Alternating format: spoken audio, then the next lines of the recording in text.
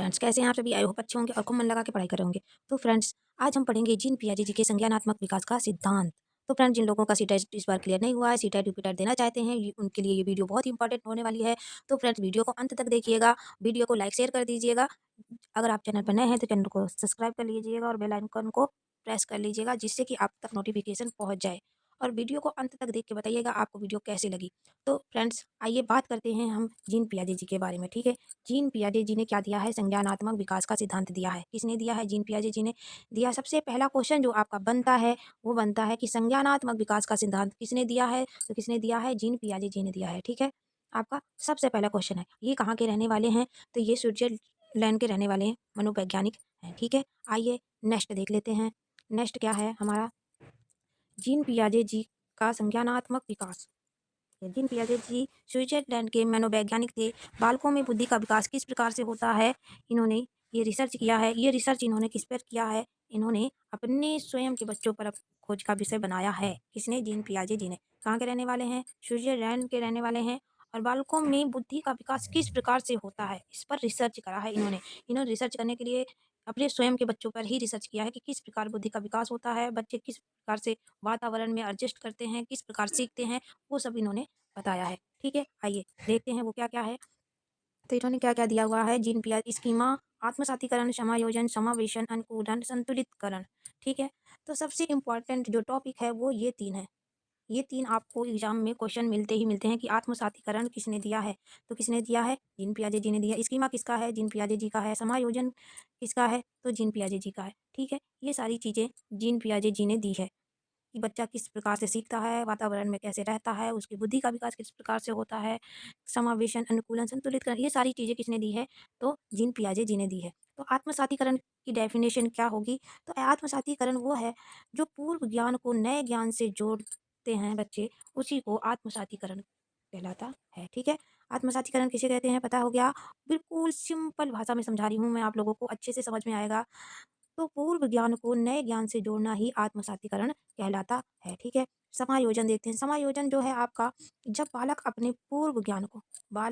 जब अपने पूर्व स्कीमा अथवा ज्ञान में परिवर्तन करना प्रारंभ कर देता है, वही प्रक्रिया जो है क्या कहलाती है? आपका समायोजन कहलाती है। ठीक है, दोबारा से समझा दे रही हूँ। जब बालक अपने पूर्व स्कीमा अथवा ज्ञान में परिवर्तन करना प्रारंभ कर देता है, तो वो प्रक्रिया क्या कहलाती है? समायोजन की प्रक्रिया कहलाती है। ठीक है, आइए नेक्स्ट देख लेते हैं आपका समावेशन। समावेशन क्या है?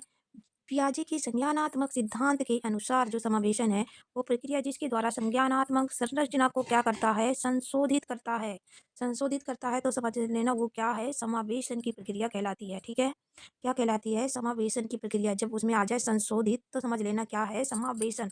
बिल्कुल बिल्कुल आसान भाषा में जिसे कहते हैं, उस तरीके से मैं आपको समझाने की कोशिश कर रही हूँ। वीडियो कैसी लगी अंत में ज़रूर बताइएगा। ठीक है, आइए नेक्स्ट देख लेते हैं अनुकूलन। अनुकूलन क्या है आपका? वातावरण के अनुसार स्वयं को ढालना ही क्या है? अनुकूलन है। ठीक है, वातावरण में बच्चा किस प्रकार रहता है, किस प्रकार उठता बैठता सीखता है, उसके बुद्धि का किस प्रकार से विकास होता है, अपने को उसमें अपने वातावरण में बच्चा अपने आप को कैसे ढालता है, उनके अनुकूल सीख जाता है, सारी चीज़ें ग्रहण कर लेता है, तो वही हमारी क्या प्रक्रिया जो है वो क्या कहलाती है? अनुकूलन कहलाती है। ठीक है, आइए आगे देखते हैं। जीन पियाजे जी की 4 अवस्थाएँ बताई हैं। जीन पियाजे जी ने क्या बताई हैं? 4 अवस्थाएँ बताई हैं फ्रेंड्स। वो कौन-कौन सी हैं? नंबर 1 संवेदीगामक अवस्था, नंबर 2 पूर्व संक्रियात्मक अवस्था, मूर्त संक्रियात्मक अवस्था और अमूर्त संक्रियात्मक अवस्थाएँ कहलाती हैं।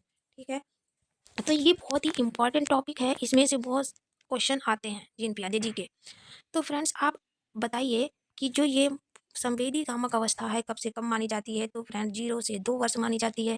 ठीक है, जो हमारी पूर्व संक्रियात्मक अवस्था है वो 2 से 7 वर्ष मानी जाती है। कहीं कहीं 6 वर्ष भी आपको देखने को मिलेगा।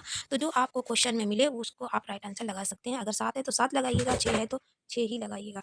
ठीक है, आइए नेक्स्ट देख लेते हैं। थर्ड क्या है हमारी? मूर्त संक्रियात्मक अवस्था कब से कब तक मानी गई है? तो ये मानी गई है 7 से 11 वर्ष मानी गई है। ठीक है, कब मानी गई है? 7 से 11 वर्ष मानी गई है। और आपकी ये जो है अमूर्त संक्रियात्मक अवस्था जो है वो 11 से 14 वर्ष तक की मानी गई है।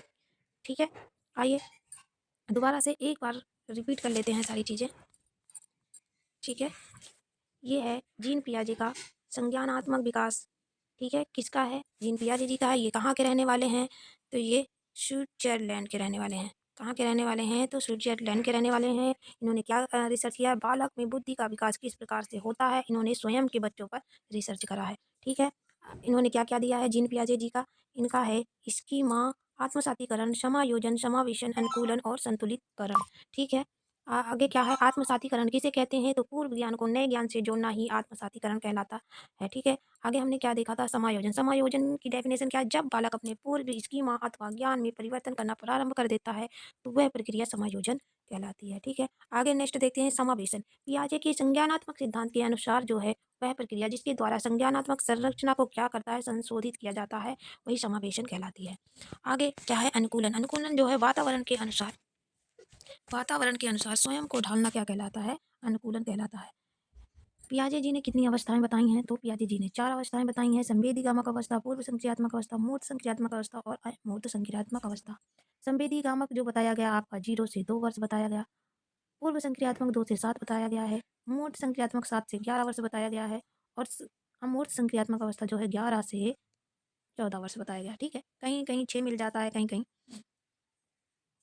तो आपने आज ये पढ़ा, क्या पढ़ा? जीन पियाजे का संज्ञानात्मक विकास। इन्होंने 4 अवस्थाएँ बताई, बुद्धि का विकास कैसे होता है।